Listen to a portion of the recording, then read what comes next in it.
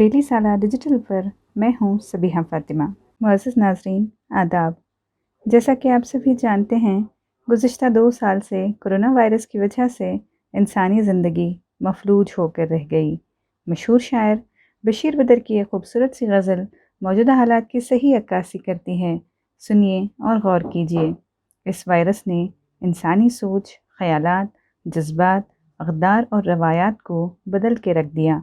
یہ ہم سب کے لیے لمحہ فکریہ ہے۔ جناب بشیر بدر نے کس فنکارانہ اور شاعرانہ چابک دستی سے صداقت پر مبنی حالات کا ذکر کیا ہے۔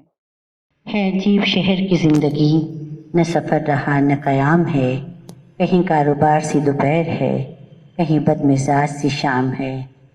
کہاں اب دعاؤں کی برکتیں، وہ نصیحتیں، وہ ہدایتیں، یہ ضرورتوں کا خلوص ہے، یہ مطالبوں کا سلام ہے۔